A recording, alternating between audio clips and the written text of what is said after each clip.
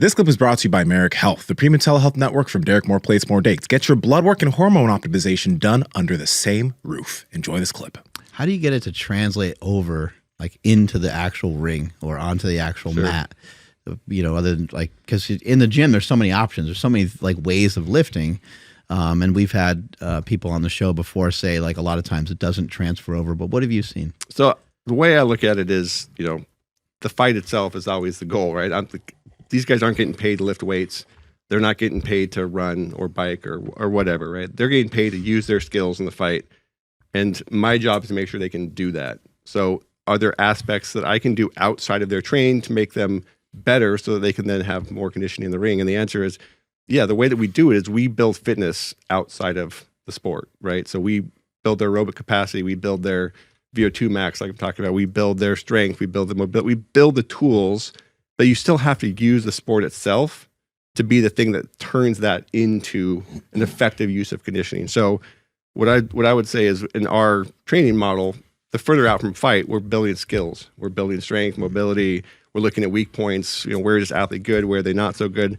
What areas of athleticism do we have to build? And that's what we can use weightlifting for. That's what we can use running or biking or any form of aerobic and metabolic conditioning. We can use a variety of tools. Then when we get closer and closer to the fight, the train itself, the MMA train has to be the primary conditioning tool, right? Like I'm not having guys run 5 miles leading to a fight because they're not going to then have the energy to train very effectively. They're going to be tired from the 5-mile run, and that run's not going to have as much direct transfer as sport itself. And yeah, what if their knee starts to flare up because of the run? It's like you really made a big mistake. Yeah, so during the run up to the fight, most of their conditioning work is going to be specific, and it's going to be run by Matt Human in my case in sparring, right? If you guys have a lot of communication, a lot of communication. Yeah. It's a team, right? And I think that's missing in combat sports. You have an athlete who goes to this gym for boxing, and this gym for wrestling, and this gym for jiu-jitsu. There's no kind of central hub or you know coach that's overseeing it. That was very different with us. We had Matt. Matt ran everything. He's as good as there is. So again, the closer we get to the fight, the more the actual training of the sport becomes the conditioning tool. And my job at that point is injury management, prevention, make sure he doesn't lose strength, help him make weight, you know, recovery, that kind of stuff. So he's not coming over to my gym, or she is not coming over for strength conditioning and doing, you know, some crazy 2.5-hour strength conditioning workout and then going to spar at night.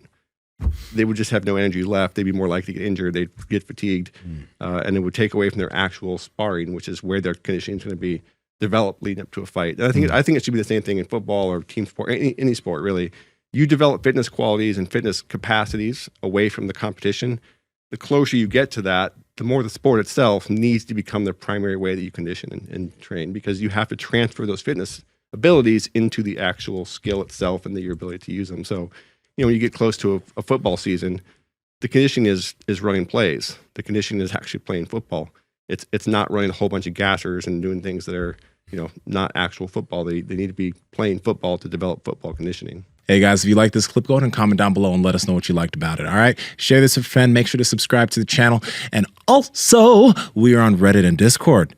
All that's down below. All our sponsors and everyone that supports us down below there too, so you can get whatever you like from us, all right? Peace.